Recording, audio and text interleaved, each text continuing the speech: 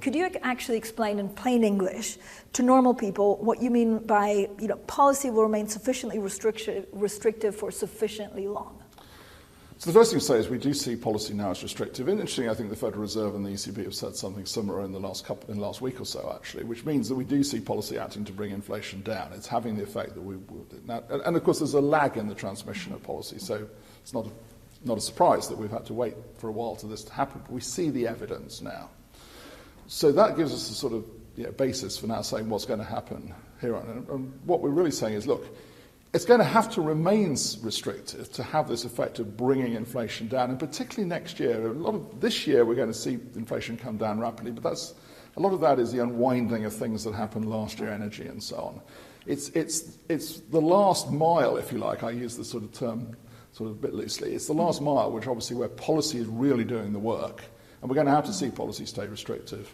Now, the question then is for how long? Right, that's the question. Now, I'm afraid the answer is because we don't know at the moment. That's why we say for sufficiently long to have its effect, because it's too soon to judge really how long that's going to take. And the reason is that I think, because we've now, I'm much more confident now that it's on the downslope. Mm-hmm. But of course people want to see that, they want to really believe it, they want to build, and then it gets built into people's expectations, it gets built into price setting, it gets built into wage setting.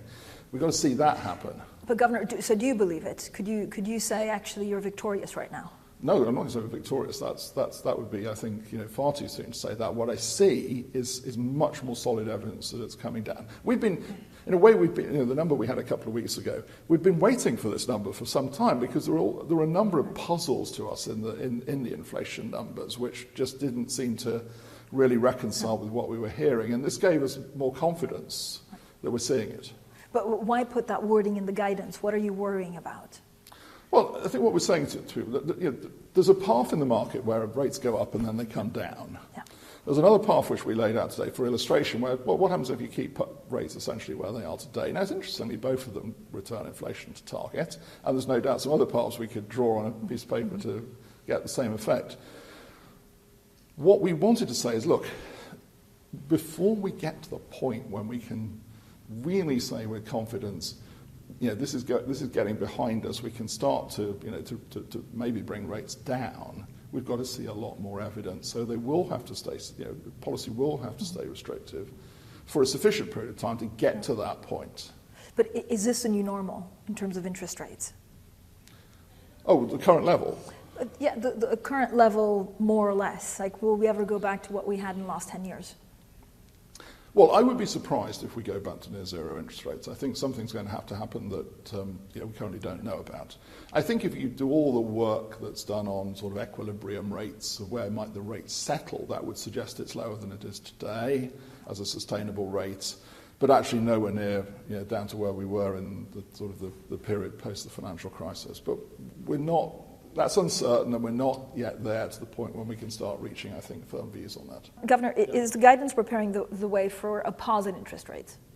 We're not there yet, I would say. We're going to have to see the evidence as it emerges for the next meeting. So it's not designed to do that, but it is designed to say we're really seeing the effects now of policy working. We're going to have to go on seeing those effects. We think there is a clear downward path of inflation happening. Those things need to come in place. Now, unfortunately, of course, as we said in what we issued today, if, of course, I'm afraid we get news going the other way, then, of course, we'll have to, I'm afraid, respond and rates will have to go up again. So we're not there yet to make a definitive judgment. But so by September 21st, I think we'll have 2 new CPIs and a couple of government reports. What are you expecting those to show? Well, the next one's out in 2 weeks' time. Yeah. We do expect to see a drop in inflation because one of the 2 remaining annual energy base effects from the government's energy policies comes out. The July number released in August is the first one, the October number released in November, which we think is going to be a somewhat bigger one actually, will come out. And those 2 things are pretty firmly baked in. So we do expect to see that happen. What we see beyond that, well, we'll wait and wait for it. But Governor, what would give you comfort to actually say that you've done the right decision so far? Well, we've said what we're looking at very carefully. We've pointed to 3 things in the past, and I would continue with those: services inflation, because it has a domestic labour content in it, particularly the labour market, where we are seeing signs of loosening of the labour market, and then pay, where it is still at a level, I'm afraid, which is not consistent with the inflation target. How do you square mortgage holders that are trying to actually get on the property ladder and go for mortgages that are 40 years? Is that a worry to you? How much do you look at that? Well, we have. It's a good point to make, because we have seen, actually for some years now, that the term of duration of UK mortgages extend. We're aware that that's one way in which people are, in a sense, making properties affordable. And I can understand that. I mean, I don't think we should say that's a bad thing. Mm-hmm. I think everybody has to obviously judge their lifetime and their ability to pay over their lifetime. But I can understand why people are doing it. But do you take into consideration? Yes, we do, because we have to take into consideration the transmission of monetary policy. And the mortgage market has changed. Now, it's not the only, I mean, sometimes it could be presented as the only part of monetary transmission. It isn't. Of course, it's only one part of it, actually.